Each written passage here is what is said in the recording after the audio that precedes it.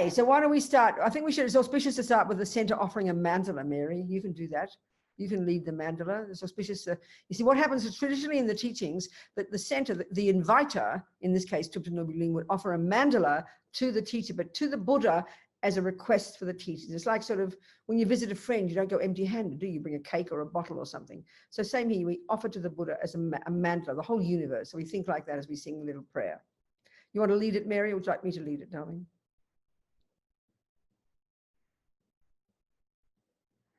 Shall I lead it, Mary, or would you like to? Please, Venerable Robina. I'm a little shy before you. Okay. So these words, we see what we're really doing here. The mandala is like our abode. All the deities have their own abode, and we have an abode. And of course, if you know Buddhist cosmology, it's a very weird one. It's got, we've got a blue sky. Guess what? Because it's shining off lapis lazuli. I mean, who knew that? But we just think our scientific view, if you like, we think of all the marvelous things in this world, and we pile them all up as an offer to the Buddha as a request for the teachings. It's very auspicious.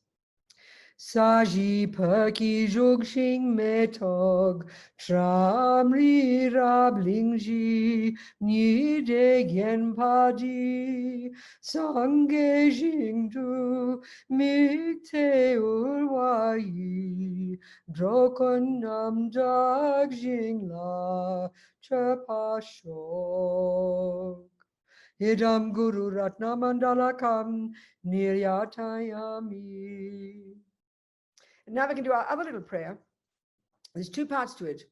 The first part is, you can see from the lines, it's reiterating, for those of us who feel we're Buddhists already, it's reiterating our reliance on the Buddha and his teachings. And then the second two lines are stating our purpose. The Lamas would say, stating our motivation. We say stating our purpose. Why are we here listening to these teachings? It's so that we can take some tools from it to help and live our lives and die well, so we can continue on our path to become a Buddha, no matter how long it takes, so we can help others. Essentially, that's it, So just think of that. Sangye chadang soke chognam la jangcho badu dagni kyab suchi dagi chönyen gipa sonam ki drola penche sangye drupa shok. Sangye chadang soke chognam la jangcho badu dagni kyab suchi dagi chönyen gipa sonam ki drola penche sangye drupa shok. Sangye charang soke chognam la changcho badu dagni kyap suchi dagi chönyen gipa sonam ki drola penchir sangye drupa shok. All right. So we're going to use it as a basis for our discussion. We're going to refer to it quite a bit, and I hope some of you have got it. Lama Zopa's amazing book that came out a few years ago and under one title, and then they've done it now the way it was meant to be, and it's now called, and it's called How to Face Death Without Fear. So it's really just all taken from Rinpoche's teachings over the years on how, for yourself, of course, it's addressed to us. But when you've got a book like this, you have to address it. You can't, if the person's dying in bed, they can't read the book to know what to do. So it's addressed to the helper. It's addressed to us as a helper. But the implication is, of course, it's addressed to us for our sake. So, because if as Lama Zopa says, it's very surprising for us in our world. He says, if you want to help anybody throughout their life, when they need you most is at the time of death. So, of course, in our culture, in the materialist world, when death is the last bit of you, the last gasp, that we think that's about the least time a person needs you. But this is the whole Buddhist view that we have to understand. The context for this, the framework for this, is understanding karma, understanding the Buddhist view that our mind comes from before. It's programmed by everything we think and do and say, and then when our life finishes, and the death process is very specific, and we're going to into this in great detail. It's so important to understand it. That at the time of death, it's very specific, quite technical. The karmic seeds that we have planted that are stored in our mind, because there's nothing we think and do and say that goes astray. Everything's stored there, like in this bank vault of karmic seeds. And because at the time of death is when the karmic seed that will determine your next life is triggered. And the conditions of the way you die are the conditions that will be the cause of which seed is triggered, So that's when a person needs us most, which is really surprising to us.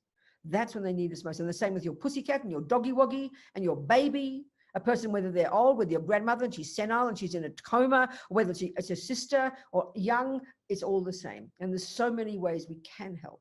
And I think I found that over the years using this book for courses like this, I find that people in general seem to really trust the Buddhist approach to death. And I'd have to say the Tibetan Buddhist approach especially has, the esoteric teachings have this very detailed description of the process itself, which is so helpful to understand. And so this book of Lama Zopa's basically is just his advice that he's given over the years, all cobbled together, right?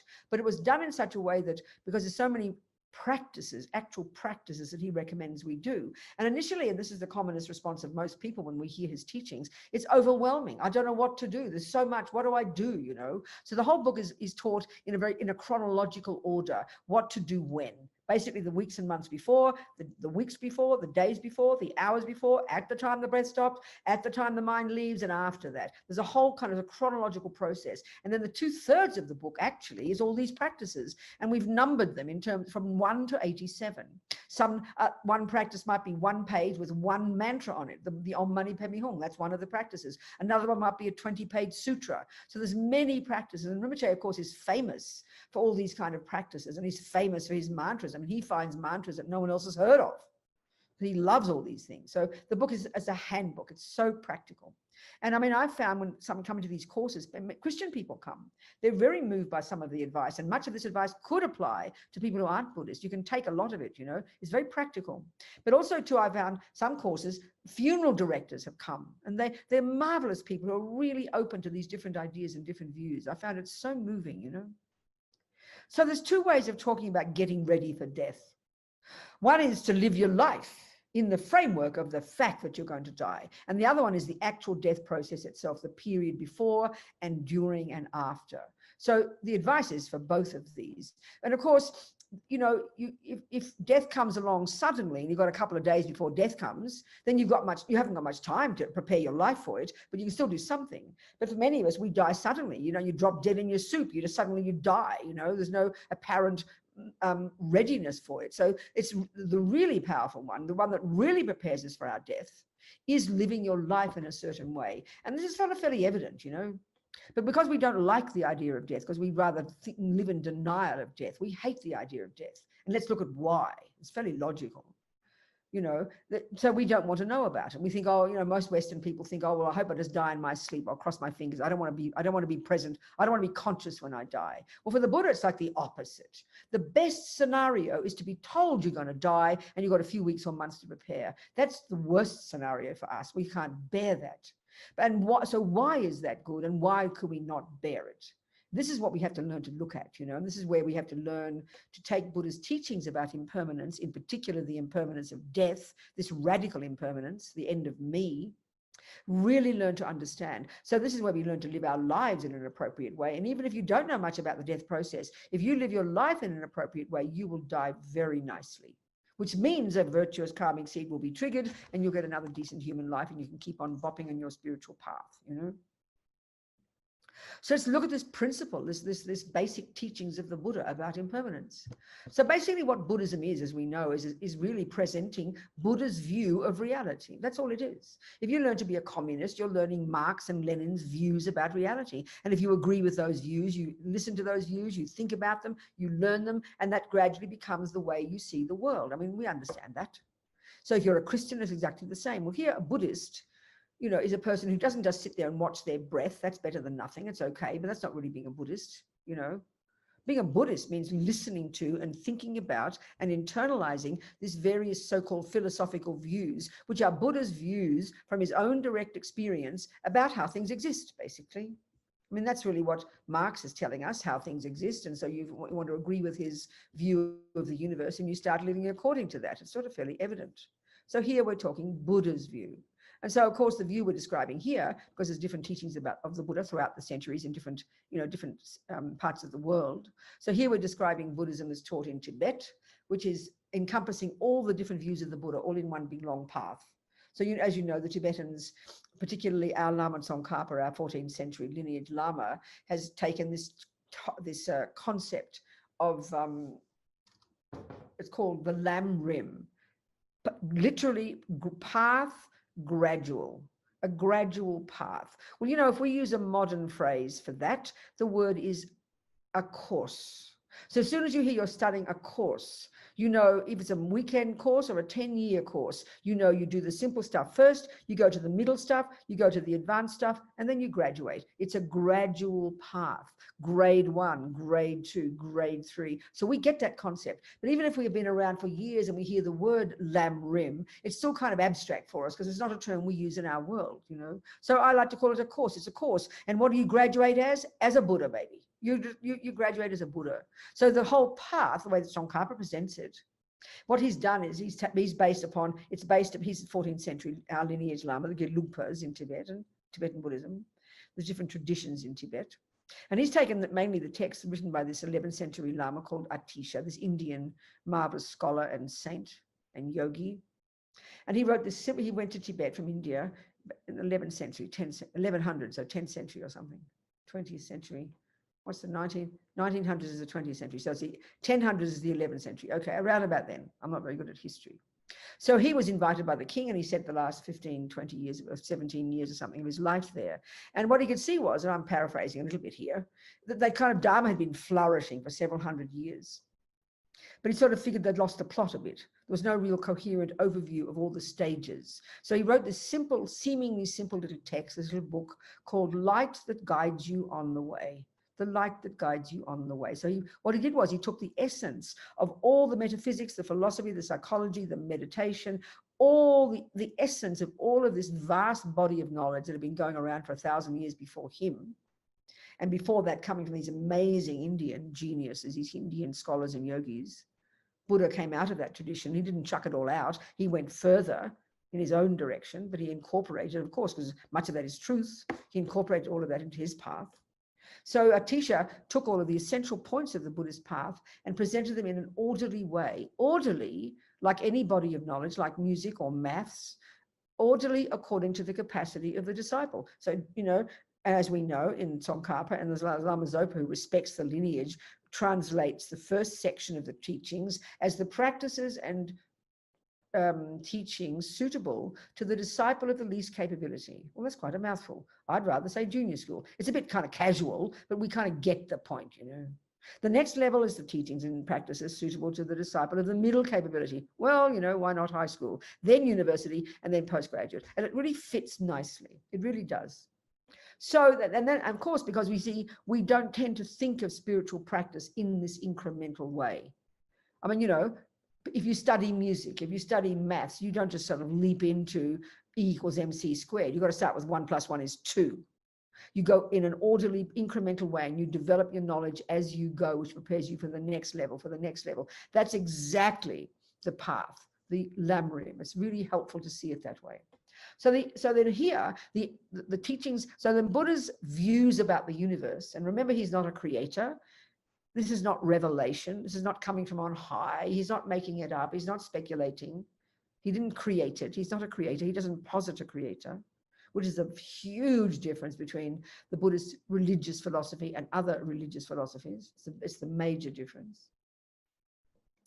So he's come from his own direct experience. He's observed all of this. This is an observation, but not just Buddha, also anybody since Buddha who's also become a Buddha. It doesn't set in stone back with Mr. Buddha 2,500 years ago and it stays there. No, people practice it and they also become Buddha. So all the Buddhas since that time, all the yogis and scholars and yogis and since that period have, you know, and they teach the commentaries on Buddha's teachings and so on and so forth. It's like that. Any body of knowledge is like that. I mean, my mother was a musician. She studied classical music. She was a singer and a pianist. She got it from where? Her teacher. Who got it from where? Her teacher. And they could track themselves right back to Bach, for example. It's this very powerful lineage of knowledge. That's the way they talk in Buddhism. You know, it's a living lineage of knowledge, not just some stuff made up by somebody, which is how we think of spiritual, which is really rude, you know. So, and also, you see, you know, the way my mother taught me, let's say, when she taught me singing, she might have taught me a little technique that she found useful, that Bach didn't do. That doesn't mean it's not valid. You can do that. You can kind of extrapolate. You can kind of be creative, but you take the fundamentals of the principles. So she gave me a technique that would help me do Bach better. You know, that's perfectly reasonable. So that's all the lineage lamas and yogis over the centuries. So anyway, all the Buddhist teachings, they come from his own observations. So what he's telling us is, this is how I see reality to be. And why is he telling us about reality? This is a really good question. Why would we need to know how things are? Like, who cares? Why should we fill our heads with knowledge about how things are? Well, Buddha's reason is very practical. He says, well, honey, the extent to which you are caught up in fantasies about how things are is the extent to which you suffer. So when you bring your mind into sync with how things are, that's the method for getting happy. That's the method for achieving your liberation. That's the method for you even becoming a Buddha on the Mahayana path. So it's totally practical, which I think is already a very fascinating point. You know, in our culture, we know we've got genius people who know amazing amounts, who have amazing amounts of knowledge, and we admire them hugely, whether it's artistic knowledge or whether it's scientific knowledge. We admire them. They're the top of our society. But that person can still be a genius musician or a genius mathematician, and they can still go home and beat up their children and beat up their husband. So what good is that knowledge if it doesn't translate into how you become a person? If it doesn't help you become a better person, you could argue, what's the point? This is quite a powerful point, you know. But when we learn science and math, and even great musicians, great artists, I mean, you hear about, you know, I sometimes joke a bit, you know, with all the Me Too movement now, and all the, you know, looking back into the history of all the naughty wet men, or the naughty white men especially, I suppose. All the naughty white men have been the bosses, haven't they? Anyway, I think you'd chuck out every single one. Everyone was sexist. Everyone was probably I mean, look at Mr. Picasso. He's an amazing artist. He's revered as a top in the universe. But he was the naughtiest boy when it came to his girlfriends, you know. So wicked, so arrogant, so misusing, you could argue. So, I mean, we might as well chuck out everybody if we're going to start seeing if they're sexist, because they've all been sexist. It's just an off point. It's a side point. Okay, I'm just joking. Now I forgot my point. Whatever my point was, never mind, you get my point. So yeah, okay, what I'm saying is, just because he was a brilliant artist with a brilliant creative mind doesn't mean he's a good person. That's what's fascinating. Whereas the Buddhist view, the only reason you fill your head with knowledge about that way reality is so, honey, you can remove the delusions from your mind which believe in non-reality. So where does so this is where impermanence comes in. One of the first teachings Buddha gave, which is evident to anybody with half a brain, is that everything is impermanent. Guess what, folks? Things change, like duh, you know, and we know it. But Buddha's saying, because of the various configurations of our delusions in our mind, and we're going to go into these definitely, we, you know, especially because of attachment, and this is why we suffer most of death. This is why we suffer most of death, because of attachment. So if that's the case, we better learn to know about attachment, what it is, you know. But before we get even there, Buddha first teaches that, guess what, everybody, things change. So then, but Atisha, in his text, in his little Lam Rim text, entry-level grade 1 junior school, he gets us to think about not just impermanence in general, that things change, your boyfriend could leave you, you know, your body gets, you know, things break and change, you might get fired. No, he wants us to get a real wake-up call, because he gets it right between the eyeballs, and he gets us to think about how I will die. So why does he want us to do this? It's very logical. The reasoning is very logical. Because the deepest thing we cling to as permanent, as unchanging, is me. We have, as Lama Zopa says, this deep delusion, deep in our bones, that grasps at permanent me. And we know this in life. We can't stand getting old. We can't stand change in general, but in particular, we cannot stand getting old. And that's implying we know, because I mean, Buddha says we've had countless lives and we've died countless times. So that fear has built up primordially in us. We've forgotten our past lives because our grosser level has not got the capability of remembering, but we can eventually when we start to meditate. But what's built up in us is primordial fear, deeply instinctive, that it's unbearable to think of not being me. So even deeper than that, of course, is the root delusion that clings to the inherent me. And so because we identify so strongly with this package, this is me, that began in my mother's womb and will disappear. And this concrete solid of me, sense of me, is so solid, so concrete, we can't bear the thought. We can't bear the thought of change. And so we can't bear the thought that even we get old, because we know it's leading to death, you know. So we live in denial of it. Well, you know, anything, if something is real, if something is going to happen,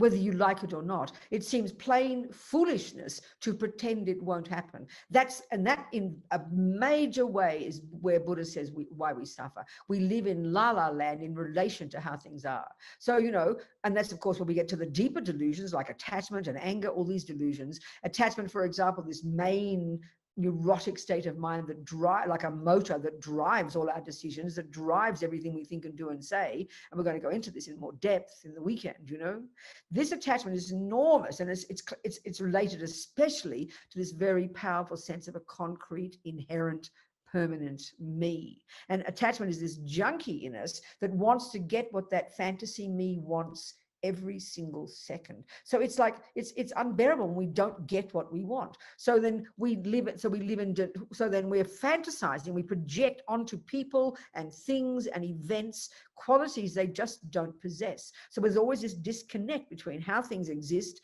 and how we see things. And this is where we suffer. This is why we suffer. This is the key point for the Buddha. And it's initially quite surprising to us, you know.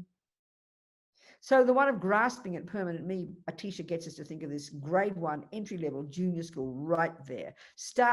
Honeys, start thinking about how you're going to die. So then, and this is how you learn to live your life. You learn to see your life within this framework. So he mentions 3 main points. So let's look at them logically, you know, see the point of them. The first one is we've got to become familiar with the fact that the death is definite. Well, initially we just laugh at that. Excuse me, Buddha, I know that. Tell me something more intelligent. No, we do know it, but we don't know it. We can't bear to think about it. And the proof is even when a friend dies, and they're young, for example, or they die suddenly, they have an accident, we're completely shocked. So if we knew that impermanence is true, and we knew that death is definite, we wouldn't be shocked. This is logical. So, and also we are conflating shocked that they're dead with wishing they weren't dead. So that's reasonable. You feel sad that they're dead, but we just have this assumption when we see things, they appear to us as very solid. They appear to us as not impermanent. They appear to us as not changing. So when you look in the mirror, if you hadn't looked in the mirror for 10 years, you'd have a heart attack. If you had a vision of yourself 10 years ago, even, or 20 years ago, especially if you're young, you know, you'd have a shock when you look in the mirror now and you try to see, you know. I mean, one of my sisters has sent me a picture of me when I was 19 with a big smile, looking so cute. And I tried to think, do I look like that at all now? No, you can't even see the same person there. It's a shock to us because we don't like the idea of getting old and dying because we cling to things as existing forever. As strange as that sounds, because we know things don't exist forever. But we instinctively wish they would because we can't bear to not have. So that one, you can see that very clearly when it comes to your beloveds dying, you know, or your relationships. You know, I always quote Nicole Kidman. I should stop mentioning her name because it's always like I'm criticizing her. I love Nicole Kidman. But I remember reading an article with her when she was with Tom Cruise in Vanity Fair 20 years ago, 25 years ago. I can't remember, whatever it was. And she said at the end of the interview, we will be together until we are 80. This is so perfect, you know, because this is how we feel. So what we're doing there is conflating their happiness at this moment. They were happy together. So because we're happy together, because everything is going nicely, because attachment's getting what it wants and everything is lovely. Or when you're young and feel so healthy and like so young and so healthy and permanent. You can't imagine. When we're young, we can't imagine that we'll get old and die. We're almost like when we're young, we see old people like another special race of people born like that. And you never think I'm going to become that way. So Nicole could never even, and we're all the same with our relationships. If you're in love with somebody, everything is going beautifully because attachment's getting what it wants. We then put on top of it another characteristic. It is not going to change. We believe totally that if, like even just now with ourselves, in our little house somewhere in Santa Fe, what a partner, maybe what a dog, maybe. We really believe when we get that we will wake up in the morning and that it will be there. So then when you suddenly come home one day, like some friend of my friends in California one time, they came home from somewhere and there was their house burned down to ashes. You get quite a shock. You're waiting for your house to be there and you see just a bunch of ashes. You go home to Tom and there's a note, I've left you for Penelope Cruz. You get a shock. And why do we get shocked? This is what we think is natural. You only get shocked because you didn't believe it would happen. You never anticipated because you believed that we're going to be together until we're 80. That's meaning I think I'm permanent. We know this. Everybody's like this. We don't have any sense that things are changing moment by moment. So in the Buddhist teachings, he talks about gross impermanence and subtle impermanence. So the real meaning of impermanence is the subtle one, and you can only cognize that in deep meditation. It's quite subtle. So gross impermanence is the death, is a computer breaking, a lamp breaking, something stopping, a house burning down, Tom leaving you. That's gross impermanence. Suddenly something goes. But the subtle impermanence is the nature of everything. And this can only be cognized directly in subtle meditation, that the very coming into being of anything is implying it's going out of being. It's this constant dynamic process. And it really helps us. It leads us, when we meditate on subtle impermanence, it can lead us to understand emptiness. It can be even confused with emptiness. It's so subtle, you know, that everything is in their nature like this. Nothing, you can't, and you start to even be able to pin down something. Like you think of time as made up of seconds, but now look at all these stopwatches we have, these clever stopwatches at the Olympic Games. We can break them down into a millionth of a second practically, and we keep thinking, well, you can't get something smaller than that. Well, you'd never go down to you can keep getting, but you'll never pin down a permanent, solid, partless piece. Everything is impermanent. It's really quite subtle. It's very fascinating. But here our teacher doesn't want to get us to discuss that because it's very intellectual. He wants us to have eyeball, you know, in the eyeballs. He gets us. You've got to die, baby. So, but why? Then we have to ask the question, yes, it's true. I know I'm going to die. And yes, it's true. I'm impermanent. But why should I care? Think like that. Well, first of all, as I said, the most primordial reason to get in touch with impermanence is because if it's true, you might as well get used to it. And believing it's not going to happen is going to cause suffering. That's ridiculous. But the deeper reason is the implication of it is, what's the action point? And this is where we have to understand karma. We have to understand the bigger picture in Buddhism, because this is the basis. So if you're a materialist, a philosophical materialist, and that's perfectly fine, and you believe that when you die, you just simply turn into dust and that's the end of you, then in a sense, it doesn't matter. You don't need to think about death. The only reason you would think about death is you'd like to prepare to make sure your wife is okay and your children, and you've got money in the bank and you leave something nice behind. That would be your only reason. But there's no reason for you to want to work on yourself, because that's the conclusion for a Buddhist, because Buddha would say you're going to go to a next life. So you've got to be prepared. You've got to be ready to go to a next life. And that's the Buddhist view about who we become. The law of karma for Buddha is fundamental to the whole Buddhist worldview. Without the law of karma, the whole of Buddhism as a worldview, which is coherent, would collapse into a heap of nonsense. There's no logic to any of it. It's just a random bunch of strange spiritual ideas. So we've got to understand theoretically. You mightn't like it, but that's not the point. You don't have to like it. No one says you have to like it, but this is Buddha's view, you know, that there are trillions and trillions and trillions of mind streams, mental consciousnesses, sentient beings. The lovely word in Tibetan for a sentient being is mind possessor. And there are trillions of mind possessors for the Buddha. Humans are a tiny percentage. There are a whole, as we know, Buddha divides them into these different realms of existence. And these are real beings who are experiencing certain things each moment. So how do we become these beings? Why do we have certain experiences? So from a Christian, God made us. If we're a materialist, mummy made us, and we track ourselves back to mummy, daddy, grandpa, and back to the monkeys. That's the body, no problem, but that's not Buddha's concern. And equally, Buddha disagrees that we're made by a creator. He disagrees that anybody made us. For the idea in Buddhism that somebody else can make us is totally weird, frankly. He doesn't say it like that. He's polite. So anyway, the Buddha's view is that our consciousness, our mind, which is necessarily not physical, that's inextricably linked with the body, with the brain, with the nervous system, no problem about that. The body does exist, but the mind is not physical. The mind is not a function of the physical. It's interacted upon by the physical. It's affected by the physical. That's clear. I mean, they're now proving this nicely with neuroscience, isn't it? The neuroplasticity, just even doing wiring up the brains of meditators years, even finding just that thinking about compassion reconfigures your brain. So it's like a revelation in the West that we're not stuck with the brain we're born with, but the Buddha's emphasis is the mind part, the cognitive process itself, which is not a function of the brain. It's affected by the brain, but not a function of it. And that's the Buddha's view. We have to look into this, right? So this mind of ours is kind of river of mental moments. This moment of my thoughts and feelings necessarily come from the previous millisecond of my thoughts and feelings, which come from the previous millisecond, which go back and back in an unbroken chain of mental moments back to the time of conception. And then what is the moment before conception? Well, if you're a Christian, you came from God. If you're a materialist, you came from mummy and daddy. But if you're a Buddhist, you come from previous moments of your own self. It's pretty simple, your own mind. And that goes back and back and back and back and back. And this is all the teachings about cause and effect. So then the point of this is the law, this natural law that runs these minds, that this natural law implying it's not the equivalent of God's law. And this is where it's a major difference. If we have faith in a creator, then God is the boss. God made the universe. God made me. God runs the show. God punishes and God rewards. There's no concept like that in Buddhism. No concept at all, which takes us time to get used to.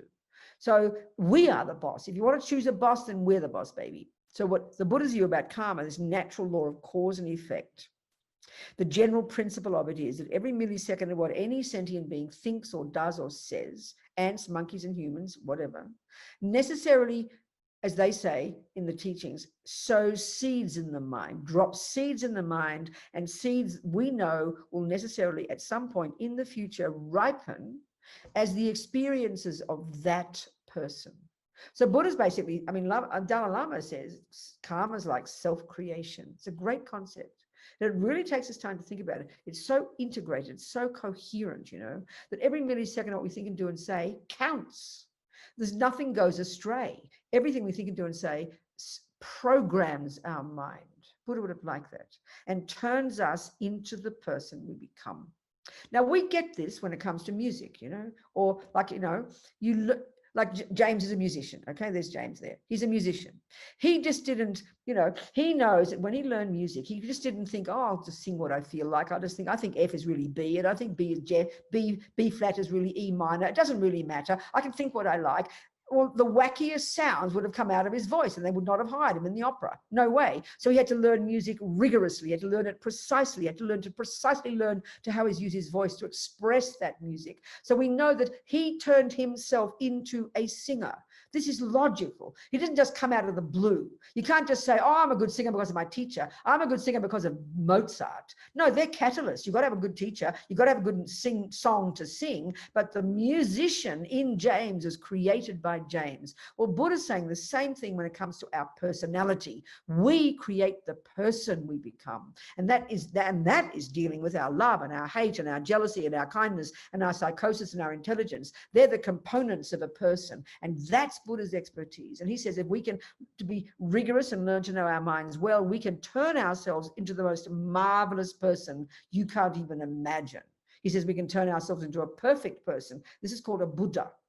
We can rid the mind of all the rubbish, which are all the delusions that cause us to live in la-la land and cause us to be deeply suffering. We can get rid of those. They're not at the core of our being, Buddha says. So you learn to know the mind well, you learn to be very rigorous, you learn to transform yourself moment by moment by moment. That we're in charge of that process. Whereas we think in psychology that mummy made us and daddy made us and the boyfriend caused my suffering and this person caused my happiness. We're always looking to the outside. Buddha says, of course, the outside plays a role. Of course, James's teacher is important in his life, but he is the one who created the musician. We are the person who creates the person. So it's our anger and our love and our kindness and our jealousy and our depression. So we become familiar with it so we can learn to change ourselves, to turn ourselves into this marvelous person, free of delusions and full of goodness. Speaking very simply, It's a very marvelous view. It causes us to be accountable. It causes us to grow up, to be the one that I realize I'm the boss. So we come into this life fully programmed with all of our different tendencies, fully programmed with the karmic seeds from the past that will produce our experiences now. We are the ones who created those karmic seeds because everything we think and do and say sows seeds in the mind. So this law of karma, speaking very generally, this runs the universe. Every single being in the universe is running within this law. This law governs who we are, or if you like, the lives and minds of beings are governed by this law. In the same way that whatever you see in a garden is within the law of botany.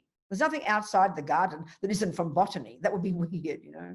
Oh, no, botany doesn't apply to that one. That's nutty. You can't have that. So the law of karma is like that. It's a natural law, but we often think of it as like a big stick that someone's whacking us with, or we think it's the alternative of a creator and we're going to get punished. That's our dualistic, superstitious view. It's nonsense, you know. I mean, my mother used to say, my Catholic mother used to say, virtue has its own rewards. Well, that's exactly what Buddha is saying. Every bit of goodness we do produces its own results, and every bit of rubbish produces its result. So we become accountable. So the point is here, the reason to think about impermanence is because we will die. Death is definite. The second point, and so we've got to analyze that and look at it every day. I haven't gone into that point much, so we'll go to that a bit more now. So how do you think about, how do you meditate on death is definite? You observe reality. You look out there with your eyes, you observe. Everybody that comes into being will definitely die. It's like proving fact. This is like scientific. And you're sort of slowly getting it through your head. This is reality. So the action point from this is, the first level, death is definite. You see that death is going to happen. And then you go the next, it leads you to the next step, which gets you closer to home. And this one should scare the life out of us. It should be a real wake-up call. That death might be definite, but the time of death is not definite. So as Lama Zopa says, it's really best to think, I will die today. And we think, well, why should I think that? It'll scare the life out of us. It does. And we think about it if we really get in touch with that. But the whole point of it is coming to the third point. And we'll go back to these other 2 points before in a minute. But the third point is the action point. That's the conclusion. So given that our mind goes back and back and back since beginningless time and will continue after death, given that everything I think and do and say has produced what I am now and will produce who I become. And then even more precise, given that everything that I've done that's labeled negative, and we're going to go into this, that is an action without the grosser level, an action with our body and speech that is based on a delusion, on anger or depression or anxiety or jealousy or all the neuroses. Any actions we do on the basis of those, they're labeled negative, not in a moralistic way, but in a practical way, because they distort our mind and they cause suffering to others. And so we sow these seeds in our mind that will ripen in the future as our suffering of one kind or another. And we'll go into this because we need to understand this carefully when it comes to death. So then given again that every single thing that I call happy in my life is the fruit of my past virtue, and whatever I do now that's a virtuous action, which is an action broadly speaking of my body and speech or my mind that's driven by a virtue, that's driven by love or kindness or compassion or restraint, for example, that will necessarily ripen as my happiness. So the key is when we start to study karma, we don't just hear this as some kind of punishment and reward, because in Buddhism there is no punisher, there is no reward, there's no view like that. These actions bring their own results. You know, that's the point. It's very organic. So this is the point. So given all that, and that given that then that I don't, and finally, given that I know I don't want suffering in the future, I know that because I don't like suffering now. It's pretty obvious. I don't want suffering in the future. Even if you're not sure about rebirths, you know, but we know if you do become another human, you don't want people to hate you. You don't want people to lie to you. You don't want to be poor. You don't want to be sick all the time. You don't want to live in an ugly place, living in a war zone full of fear. You know you don't want that kind of suffering. Nobody wants that kind of suffering. And that's the first kind of suffering, good enough to inspire us to want to live according to the laws of karma. You know you don't want that suffering. So then Buddha says, if you don't want that suffering, baby, then, you know, this is when we learn eventually, what should I do about it?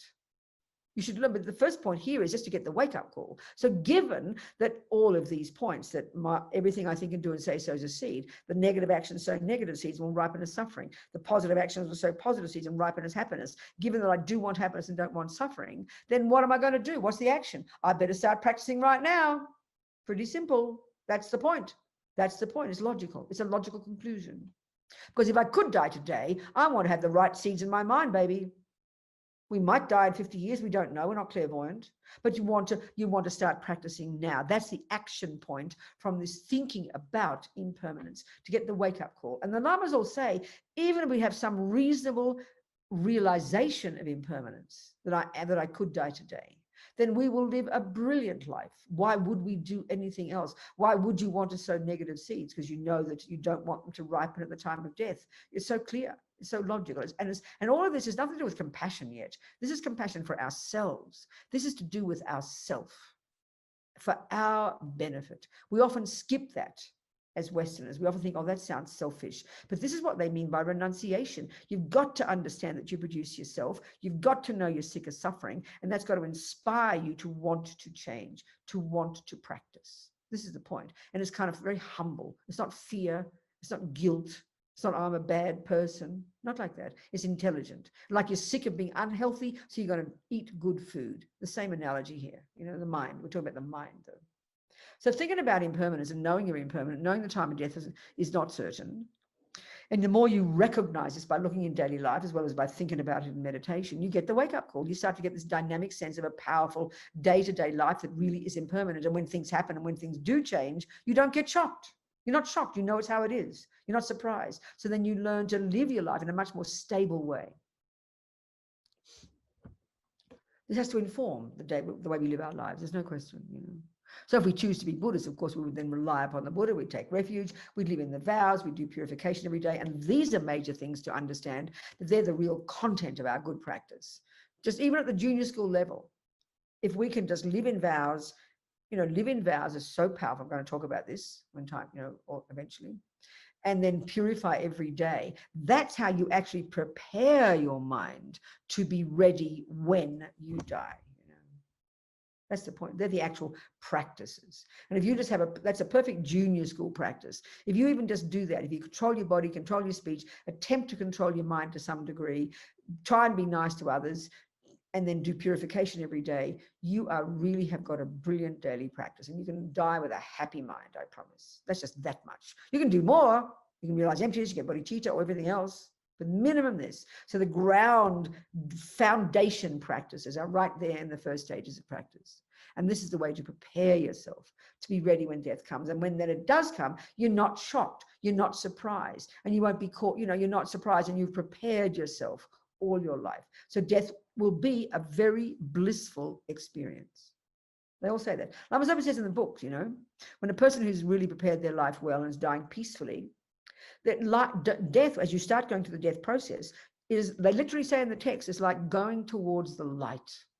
The mind becomes very blissful. I've heard many stories like that, you know, when people have virtue in their mind when they're dying, which is what triggers the virtuous karmic seed, which determines your next life. Death, you know, as your mind's getting more subtle, when your mind is more subtle, your mind is really blissful. Death is a very blissful experience, quite literally, quite literally. But if you're not prepared, you've never thought about death, you've lived in denial of it, you've never looked at your mind, you've never bothered practicing, you've never thought of trying to become a better person, you're just a nice person, you float along in your life, but you're not prepared for it, then of course there'll be unbelievable fear, because you've never dealt with your attachment. And as Lama Zopa says, the main reason there is fear is because of attachment, and mostly all because of attachment to this body. This is what we think of as me. This is what preoccupies every second of our day, is that this preoccupation with me. So the fear of not being me is the worst terror. So that's the worst suffering at the time of death. Death is nothing special. Death is no big deal. But we make it a big deal because we can't bear the thought of it. And so that is what makes the suffering so terrible. And then, of course, if you die with fear, that triggers a negative karmic seed, because we've got billions of karmic seeds in our mind. And then that will throw us into a suffering rebirth. That's what we don't want. And that's why our beloveds need us. That's why our dog, our pussycat, our baby, our grandmother, our sister, our husband, they need us at that time to help navigate this difficult time. Because even if you are prepared, fear still arises because it's quite strong, you know. So that's all you need, is someone to be there to help you navigate, to help you work through this. So whether you're a Christian, whether you're a Muslim, whatever it might be, doesn't matter. There are ways of helping a person become stable and content and fulfilled and peaceful at the time of death. And that's when we start to get into the pieces of advice that Rinpoche gives, you know. Because the mind is so distressed so easily, The most important thing is the way the person dies, and whether they're sick and they're going to be in their sick bed for months or weeks. It's one of the points that Rinpoche goes into, we'll discuss it more in the weekend, is one of the chapters is to make the place conducive. Many sick rooms are really terrible, they're full of clutter and noise and people walking in and out. And that's why, even though hospitals are so kind, it's about the worst place to die. The most crucial thing at death is for it to be completely peaceful. Because as you're getting sicker and sicker and dying slowly, if that's your scenario, the mind becomes very sensitive, and the tiniest noise can be beyond distressing. So the most important thing is to make the place beautiful. Like, make it really beautiful. A friend of ours, one of our nuns who was English, who ran our center in India for years and years, Root Institute, Trisha, she's the same age as me, which is a good wake-up call because she died, and I was the same age, both born in the year of the monkey, 1944. Same as James. I think he's 1944, year of the monkey. Okay, we're troublemakers. Anyway, Trisha suddenly was told, she was in Australia meeting, she's English, and she was in Australia seeing some relatives, and she felt sick and went to the hospital in Queensland. And you got this virulent cancer. You'll be dead in a couple of months. So she, emailed Lama Zopa. He said, yeah, nothing to do. You're just going to die. So get ready to die. You might as well stay in Australia. Very practical. So Trisha's practiced all her life. She had her practice. So she found a very conducive place. It was next to Chenrezig Institute, this beautiful house with lovely views, very peaceful, very spacious. That's the perfect scenario. If you're going to get that, I mean, so fortunate if you can. But mostly our sick rooms have got ugly with the curtains closed and the noise and the clutter, and people going in and out of machines. It's so distressing. It's so awful. It should be beautiful, It should be beautiful to lift the person's heart, to lift their mind. This is so important. Your little dog as well. The little bird you're trying to help. They've got to be peaceful, and the conditions externally can trigger that. It should be spacious views. And when you open your eyes and all you see is a curtain and it's all dark and dingy, that'll help you just become depressed. But if the window's open and there's a lovely view, like for Trisha, there's a beautiful view of the sky and the mountains. It was so spacious for the mind and peaceful. The only sound, like for Trisha, because she's a Buddhist, the only sound should be the sounds of people who are supporting you, not rabbiting on and gossiping and talking about nonsense, not just other stuff that will increase attachment. And that's what we're going to have to really understand. We'll go into that in more depth in the weekend. That, because attachment is so primordial in all of us, and we don't think of this in our culture, that attachment wants to keep grasping at something. So if you have music playing and you have your pets there and all your beloveds, then attachment will keep grasping, and you're unable to die peacefully. Your mind is all the time frantically holding on to something. So you don't give the person things to hold on to. You don't have their pets there. You don't have rock and roll playing. You don't have all the clutter and the rubbish. You don't have the television on. I mean, look at old people's homes. Poor old people zonked out of their brains in drugs with television blasting all day to distract them, as we think. This is a nightmare, a nightmare. Whatever's out there should be conducive for that person's mind to become peaceful and spacious, and therefore virtuous. Because when the mind is spacious and peaceful, naturally love and compassion and virtuous states of mind can prevail. When the mind is frantic and fearful and grasping, this is a nightmare for the person. It's the worst way to die, So all of these things in the book, so important. So remembering in our life that things are impermanent, that death is definite, the time of death is uncertain. This one especially, I tell you. Lama Zopa says it really is best. And he says, we're so ridiculous. We think of the world as made up of living people and dying people. And of course, we're in the category called living. Unless one of you has been told you got cancer, you're in the living category. And there's like this hubris we have. Oh, phew, thank God I'm not dying. Oh, look at all these poor people dying. Look at the dying people, will say. And we have this arrogance and thinking, I'm not in that category. Well, that's absolute absurdity. That's arrogance. You can't believe it. It's utter nonsense. As Lama Zopa says, living people die before dying people every day. My friend's on death row. A few days ago, I had a phone call with Mitch. I put it on Facebook, my friend on death row in Kentucky, Mitchell. And he's wonderful. Mitchell's been practicing for 25 years. He's funny. He's wonderful. He lives on death row, does his practice, gets up at 4 o'clock in the morning, does all his practice, his endless practice for like 2 hours, his prostrations, his 7 limbs, his visualization, his Shakyamuni, his Tara. He's amazing, His breakfast tray comes at 5. He gives it away to the other guys. There's about 40 of them living on death row in Kentucky. He's this white Southern boy from Kentucky. Anyway, he does all his practice. And he's a very content person. He's come to terms with his life. He's regretted the suffering he's caused. He's this wonderful human being, you know.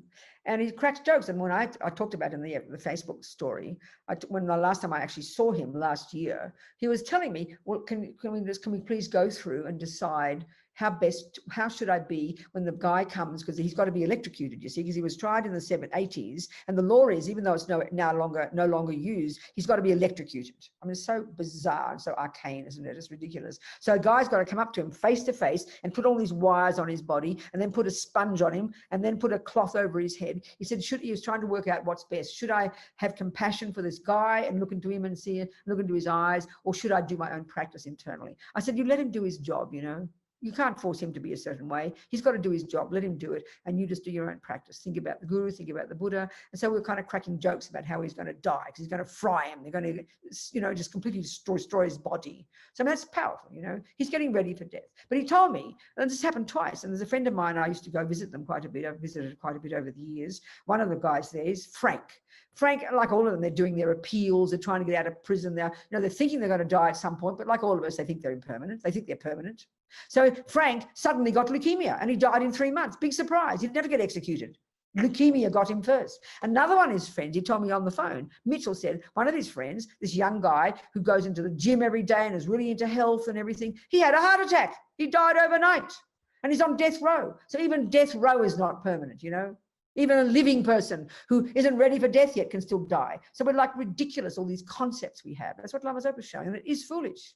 And we think it's the arrogance. I'm a living person. I feel I'm a living person. I feel I'm a living person because no one's told me I've got cancer. But no one says I'm not going to die before a person with cancer. And this is so evident, but we're so foolish in our arrogance, you know, because we can't bear the thought of being a dying person. And look how we think of dying people. Suddenly like a separate category over there. Oh, she's dying. And we don't want to talk to them about life, because a dying person doesn't have a life. We don't know how to say to people. We don't know what to say to dying people. I mean, some people who tell me this, they've got cancer, and they tell people, they say it's infuriating. People don't look at you properly. They can't talk to you properly because they think you're a dying person. They want to keep away from you like you've got some disease, you know. I remember reading about years ago in Time magazine, some article about death, and some fellow, some CEO of some big company, got some disease that would mean he's dying slowly. I mean, like special, we're all dying slowly, but he got a disease. So he thought, there's no reason to tell anybody. There's no evidence of it yet. He thought, no, I better tell my board of directors. Well, they fired him in a week. Who wants a dying person running your company? How revolting. We have these ridiculous views, you know. There's a friend of mine even, there's a couple who are Buddhist, and they divorced. And then the husband, and they were like in their 40s, he got this virulent cancer. He was going to be dead in 2 months. So she thought, okay, I'll go back and live with him and help him die. You know, they're divorced, right? So she goes back to live with him, and she helps him, does his practice every day. And then 1 month comes, and 2 months, and 3 months, and 4 months, and he doesn't die. He becomes a living person again. So she's got to leave him again, because she was convinced that even that was permanent. We can't help but think things are permanent. We're so foolish, you know. So we live in this la-la land, Buddha says. We're not in touch with reality, and that's the way we suffer. So getting in touch with this reality of impermanence can steady our minds, because what it does is it calms your attachment down. It calms your arrogance down. It calms your anger down. You give up all these resentments and rubbish, because you realize, if I could die today, why would I want to die like that? How foolish, you know? So it really stabilizes your mind. It's so powerful. Just realizing, I am a dying person. You don't go on about it. You don't talk about it to other people. It's your private business. But it suddenly gives you a sense of reality. And then if you live your life in this good way, and you do wake up in the morning, it's like a bonus. Wow, amazing. I can't believe it. My petrol tanker morality, my gas tanker morality hasn't run out yet. Because the reason we're still alive is because of our past non-killing karma. We're going to go into this in the weekend, you know. We'll still got another. Are we out 90 minutes or 2 hours, Mary? This is our 90 session. minutes. Okay, so we'll have a half an hour left. Yes. So I think you should ask me some questions by now. Please ask me some questions if you'd like.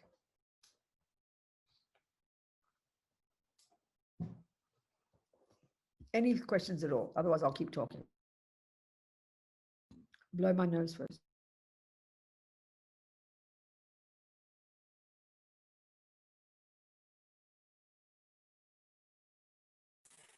If you have questions, please feel free to unmute your microphone, or if you're not comfortable speaking, you can drop the question in the chat box.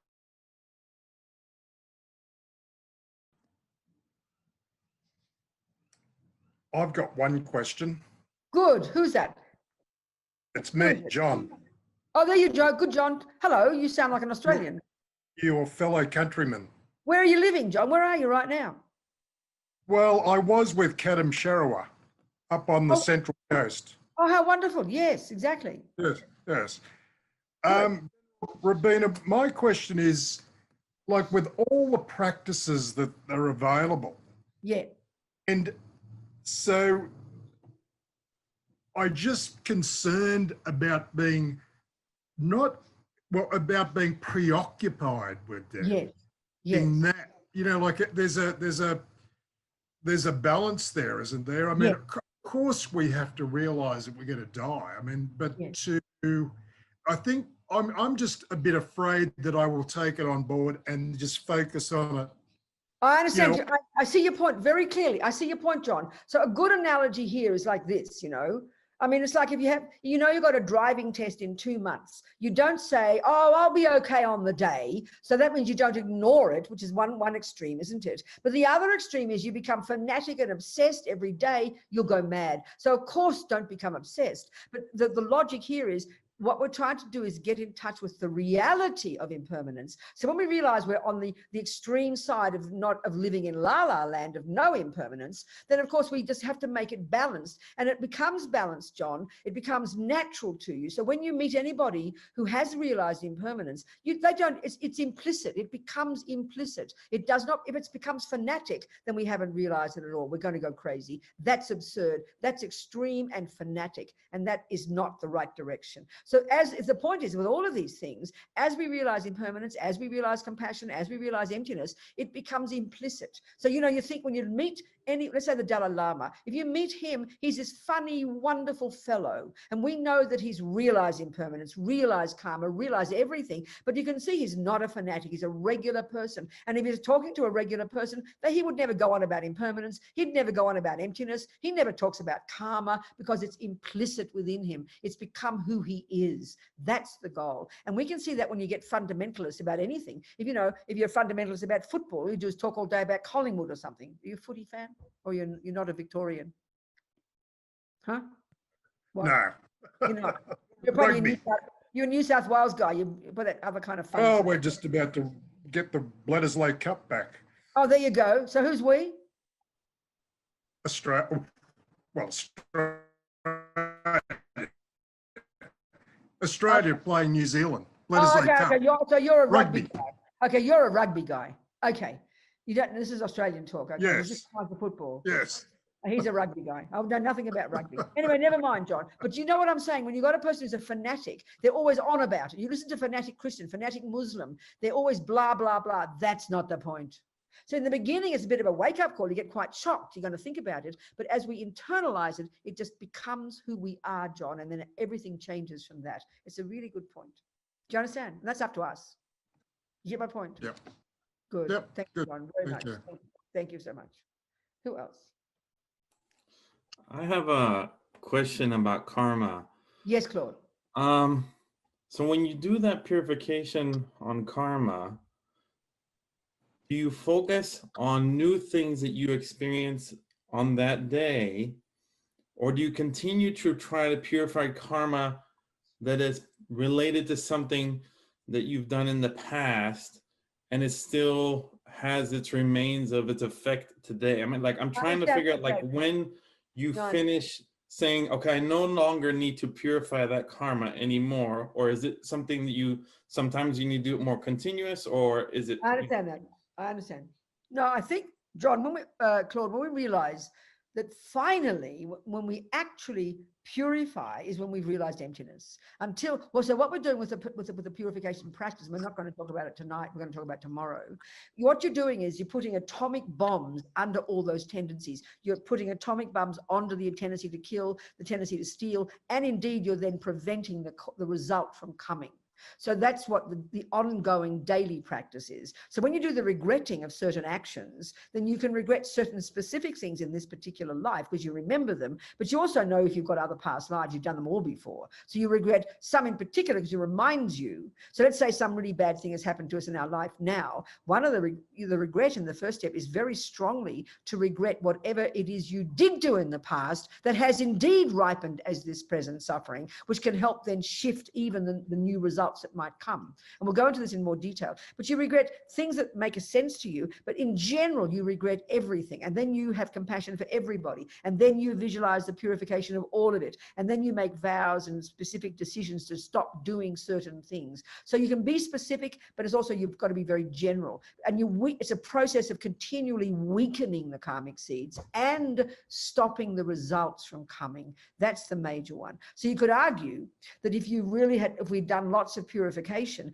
that particular thing that happened to us last week wouldn't have happened if we had purified it. And that's the power of the whole process, which we'll discuss tomorrow in more depth. But when you finally realized emptiness is when you cut the root of all of it. Until you've done this. So the process of purification is just cleaning up our act and preventing the seeds from ripening. That's them, and changing the habits. Do you understand? Mm-hmm.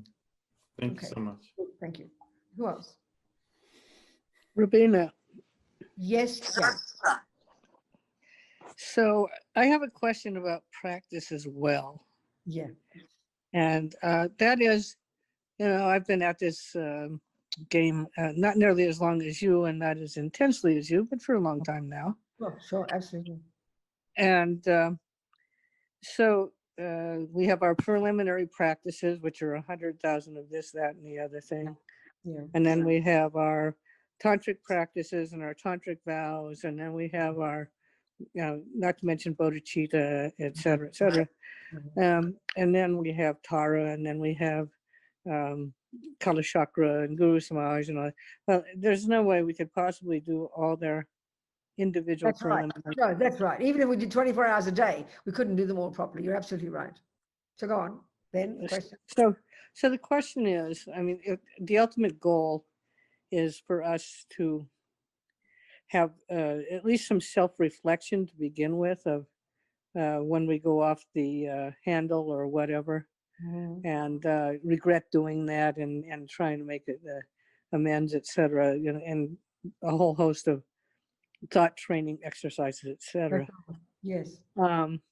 So how would you, in a practical way, say we should go about those practices and purification, whether it's Vajrasattva or whatever?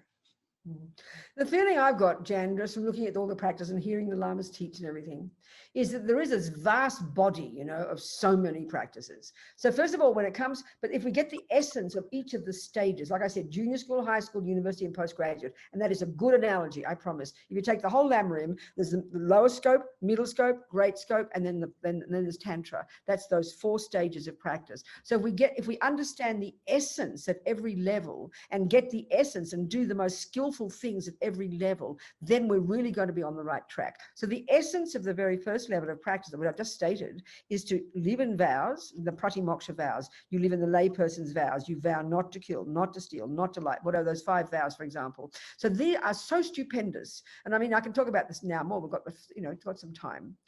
The way Buddha teaches that, say a bit more. The whole of that practice from junior school to postgraduate, you can frame it all actually in terms of the 3 sets of vows. And Buddha loves his vows, and the Lamas, especially the Tibetan Buddhists, really stress the unbelievable power psychologically to our practice of living in vows. If we can live in all the vows really well, if we did that alone, we would get enlightened in several lifetimes, all the Lamas say. So we don't understand vows. You might watch your breath for 24 hours a day and get really nice concentration. But if you don't live in your vows, it's like you're walking 27 steps forward and you're walking 57 steps back. You'll never get ahead of the game. So the real one, it's so powerful, and this takes time. When I first heard this, I thought it was boring old vows, but they're so potent. The pratimoksha vows, which are the vows of junior school and high school, and the analogy I like to use is that they always talk about the 2 wings of the bird. So the Hinayana level of practice, the Theravadan level, is junior school and high school. That's the first and second scopes. That's the wisdom wing. So that's where we control our body and control our speech and control our mind. And if we really live in those vows, if we're monks and nuns, we have the monks and nuns vows. They're the same level. And if you're a lay person, you have the 5 laypersons vows. So vows are so potent. The Buddha says that they are a subtle physical energy that is visible to clairvoyance. It's something so marvelous. And as Lama Zopa says, quoting Buddha's teachings, when we live in a vow not to kill, for example, then 24 hours a day that you've got that vow in your mind stream, you are putting atomic bombs or, underneath all your tendencies to kill, which is one of the major negative karmas we all from life to life. You put atomic bombs under the habit to kill, you're purifying the results of killing, and you are purifying the habit to keep doing it. So it's so stupendous to live in vows. Rinpoche said you could have a person doing bucket loads of practice, tantra, blah, blah, blah, all their prostrations and everything, but doesn't live in vows.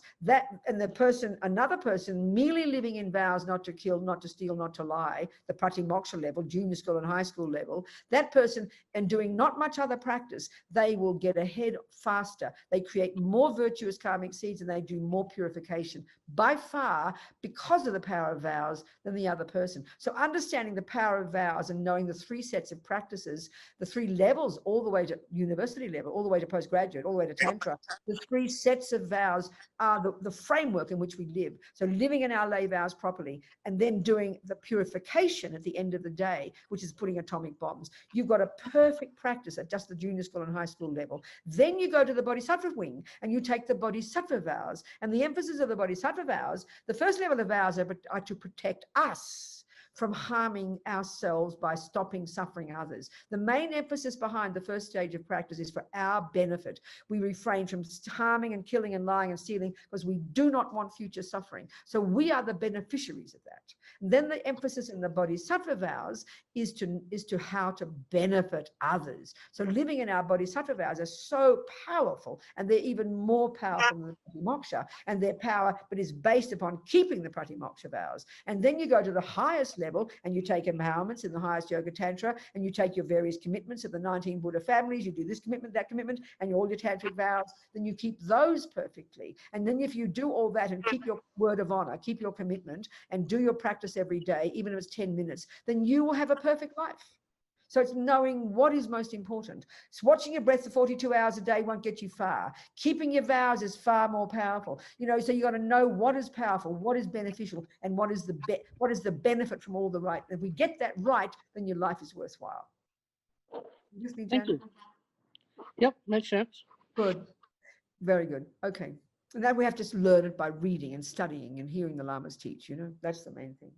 And of course, when it comes to Tantra, we need all the different energies. We need Tara energy, we need Chenrezig energy, we need Yamantaka energy. But we do, as you know, you do find the one practice that becomes your heart practice. And as Lama Zopa says, a lovely chapter in this book that's called Death is What the Yogis Have Been Waiting For. What's that noise?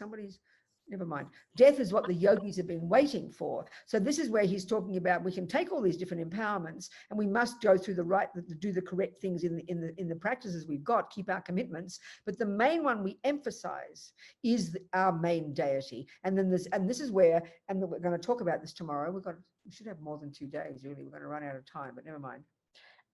There's a way, practicing, and when you understand the different stages of the practice of the sadhana, they're constructed in a certain way that they're helping us prepare for death. When you understand the death process and you combine that with your particular tantric practice, your particular deity, it's a powerful way, as Lama Zopa says, it's a marvelous way to prepare for death and to even get enlightened at death, which we'll talk more about tomorrow. So when we know all these things, we know which practices to choose, which are most beneficial. That's the skill we need to learn, Jan. Do you understand? Yes, I do. Thank you. Thank you so much. Thank you. Such a good point. So what else, people? 20 more minutes. Any more questions? No? So, okay, then let's talk. Are you going to? Yes. Who is it? Is it possible you're going to touch on POA at all over this weekend? Okay, I'm going to mention it only. I don't know the practice, but Lama Zopa does mention it repeatedly in his book. and that'll be one of the different ways we will certainly discuss it in the framework that he describes as one of the practices that it can be done. Definitely, we will do that. Yes. What's your name? Thank you. Chris. My name's Chris. Oh, you're not Unity Barn. No, I work at Unity Barn. Oh, okay, good. You're Chris. All right, thank you. Yeah, very we're in much. Pennsylvania, USA. Oh, okay, very good. Fantastic, Chris. I'm glad you're not. Now I know who you are. Thank you, Chris. Wonderful. Who else? Any more questions, please? This is very helpful, these questions. I have a question. Yes, Maka. Maka, is that? Maka. Yes. Good. In terms of the collective consciousness, I would say that in terms of our human evolution, that we haven't made too much progress around the fact of death, the reality of death. And I just wonder, in your sort of imagination, what would it look like if we were more enlightened in terms of our our reality and our concept and our approach and our lifestyle, if we were more enlightened around death? How would that look to you in terms of humanity? I understand. I mean, so that putting that, obviously, Maka, I'm using Buddhist terminology here, so I'll use Buddhist terminology to answer your question. So that would mean we would absolutely, whether it's individuals or groups, but for sure, we would be, because we're much more conscious of impermanence, we're conscious of karma, we would never want to harm anybody, we would all live in vows, we wouldn't lie, we wouldn't kill, we wouldn't steal, there'd be no wars. This is the natural evolution of the view. You'd have a recognition that everything you think and do and say produces your future suffering. You don't want suffering, so you would never harm others, you would never kill, you'd never lie, you'd never steal, there wouldn't be wars, you'd be harmonious. The world would be a blissful place if we understood karma, cause and effect, that we produce ourselves, and we therefore understood impermanence. So we would just be these, forget about higher realizations, we would be marvelous human beings. We would live in heart, we'd be like this ideal scenario, live in harmony and live in peace. That's the conclusion. If you're realizing impermanence and understanding, which is the Buddhist view, that cause and effect is the law that runs all of us. So when you know that you could die any moment, and you know that you produce yourself, who would want to produce a suffering person? So of course you wouldn't want to harm others. That would be the conclusion, very clearly. And we can see very clearly that's not how we think. Look at the world. Look at the terrible suffering of the world. Does that make sense? What do you think? Do you think that perhaps there would be more acceptance of the fact of death, and that people wouldn't cling so much to being alive, and that but that's what I'm saying. That's what comes as a result of virtue. When you understand virtue, when you understand there's no benefit in lying and killing and stealing and harming others, you're more relaxed, you're more easygoing, you're more accepting of reality. You won't be clinging and have attachment and anger, because attachment is what clings to the fantasy of me. So when you realize impermanence and therefore realize karma, you would not have much attachment and you would not have much anger, which means, yes, indeed, you would be exactly as you say. Absolutely. That's the point. Absolutely. I agree with you. Yes. But all we can do is do it ourselves and try and show example, isn't it? Bring a horse to water, you can't make him drink, isn't it? What do you think, Marco? Are we communicating? Yes. Sound doubtful. What's your doubt? Do you think that there would be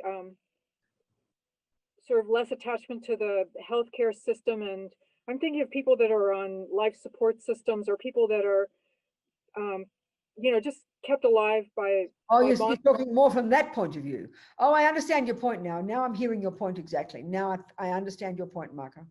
Yes, so all you can do is go individual. So if we, yes, for sure, all I can say is, as a Buddhist, the Buddhist approach, if we're really living that approach, then you would know that death is definite and death is natural. We wouldn't have this terrible shock. I think in our medical system, we're seeing more and more, we're factoring in this now. But before, it used to be like all you did at all costs is keep people alive, isn't it? And then we can still see the consequences of that. We're keeping so many people alive, and then we realize we've got to pull the plug.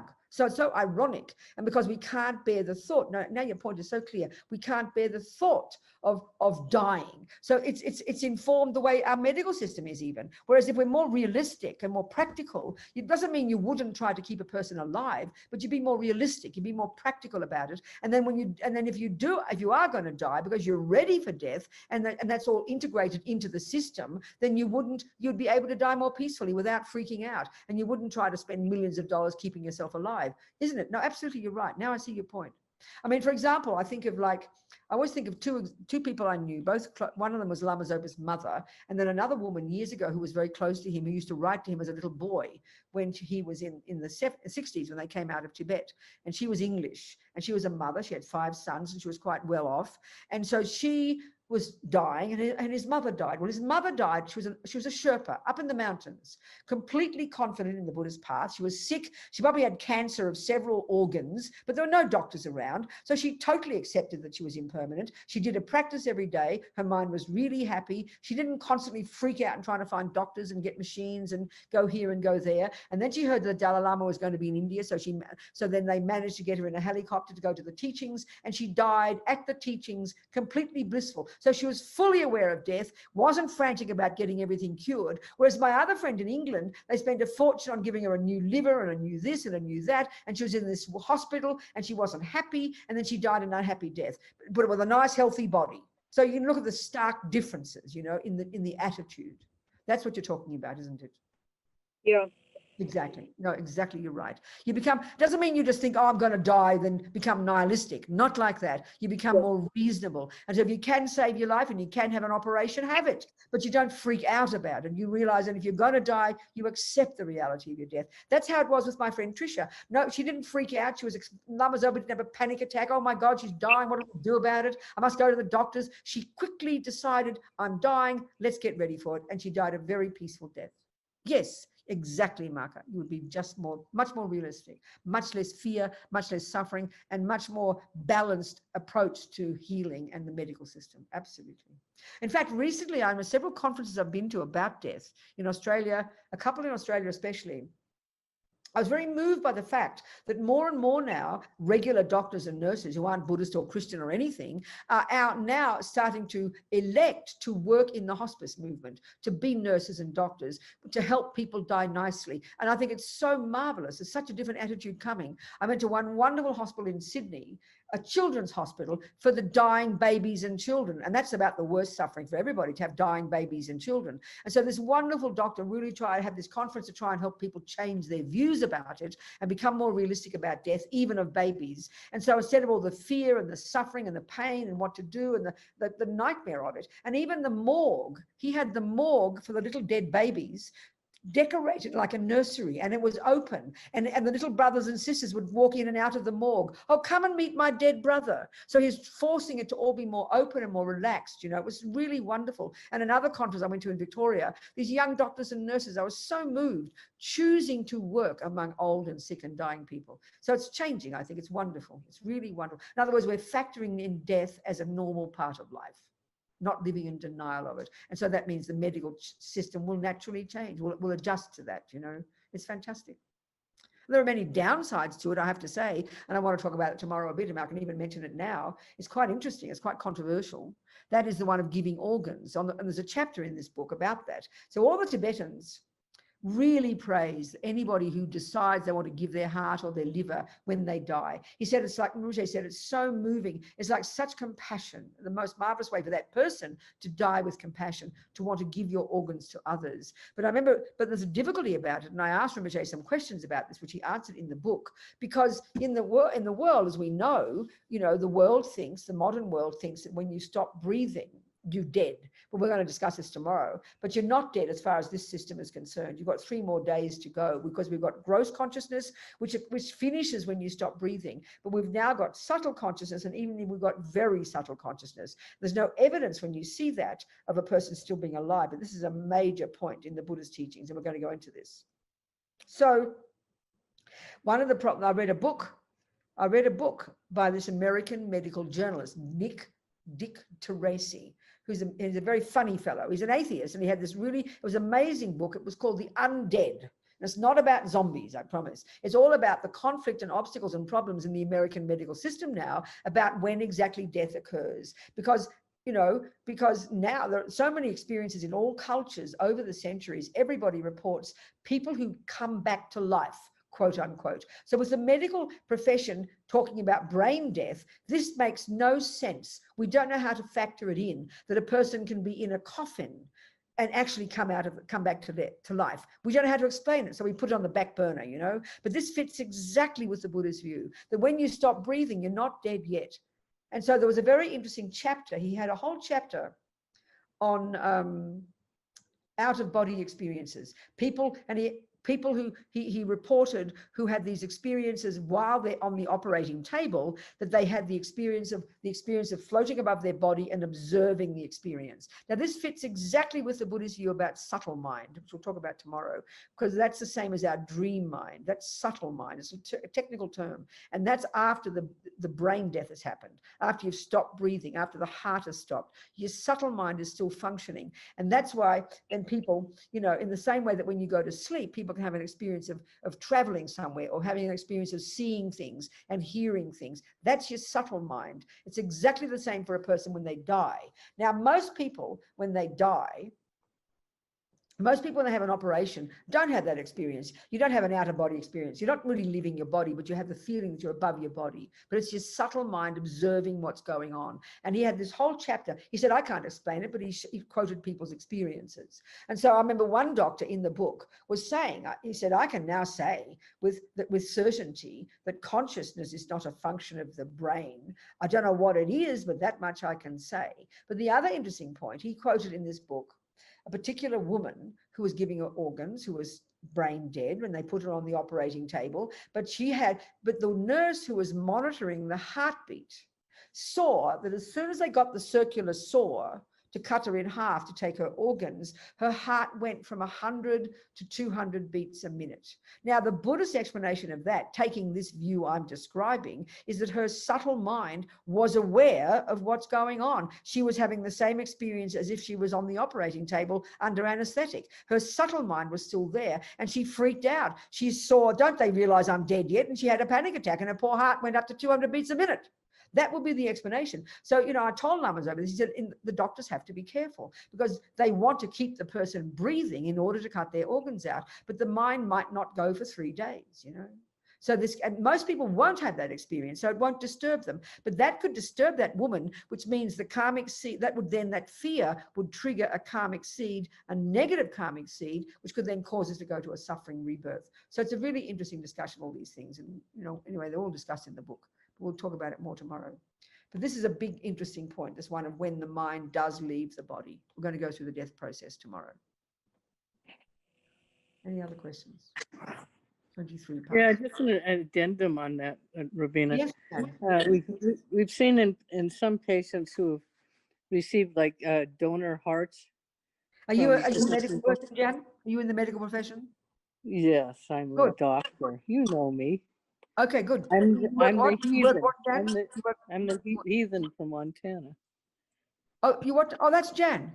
Yeah. Oh, Jan. I didn't realize it was you, darling. Oh, like good. So tell us the point. What are you saying, Jan? So we've seen in some patients who received transplanted organs, especially Yeah. the heart, Yeah. that they exhibit behaviors that they never had prior to the transplant. Oh, I see. Now that's interesting. Now that's a very interesting point, Jan. Shall I give you the Buddhist analysis, a Buddhist explanation of that one? Sure. Yeah, okay. That's very interesting. And I see, because the mind, as you know, Jan, the mind doesn't go with the brain or the heart. The mind doesn't go with the heart or the liver. But it seems to me like this, because there must be a very strong karmic connection from history in a past life between those two people. I mean, they don't meet each other in this life because the person's dead, right? But they get their heart. So my sense is, this is my only way I can explain it, Jan, because the mind doesn't go with the heart. The mind has gone to another life. The heart is there, it's only physical. But because it belonged to that person, and because of the powerful karmic connection between the person who gets the heart and the person whose heart it was, I mean, that just shows such an action of incredible generosity. That's like sacrificing your life for somebody. I think it's because of the strong karmic connection between those two people. It's like they're having their heart kind of triggers experiences that would indicate that past karmic connection, therefore a sense of that person. Does that make sense to you? It does. I mean, that's one explanation. And I suppose the other explanation is if you think of, say, like some reincarnated great yogis, masters, they not only have like one emanation who is their rebirth, but they'll have Yeah. multiple emanations. I see. Yeah, that's interesting point. So potentially, one of the emanations of that person went along with the heart, right? I don't know if that's possible, Jan. I'm not sure, but that's a very interesting point, actually. I'm not sure if that's possible, but who knows these things? Who knows? I mean, who knows, Jan? That's a good point. That's a really good point. Thank you so much. So what else, people? Time to finish. 25 past.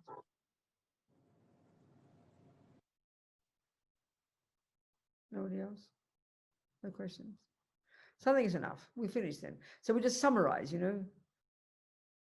the emphasis of what we're talking today is to have the understanding of karma that we create ourselves, that we don't want to have future suffering, rebirth. And this is where it's difficult for people. We don't often think about karma, but this is the basis of these teachings, that your mind that you are the one who produces the future life. So you know that you don't like suffering now. Well, guess what? You don't want suffering in the future. So guess what Buddha says? Stop creating it. Which means once you realize you're impermanent, you could die today, you want to be ready. So then, and as John's point, you don't become fanatic about it. It just becomes integrated in you. So you just live a better life. You just live a better life. Like I was saying to Maka, you just live a better life. And you become more realistic, more accepting. And if you can, and you live as long, you want to live as long as you like because you want to make use of your life. But if you are going to die young, you're going to be ready for it. You won't be freaked out. And you will die a really happy death, because you've lived your life in virtue and morality and goodness, realizing impermanence, then everything fits into place then, you're more realistic. There's no drama, there's no panic, And that's it. That's to live our lives this way. So let's finish with now just a thought. We've got a couple of bit of homework, okay? You've got some homework.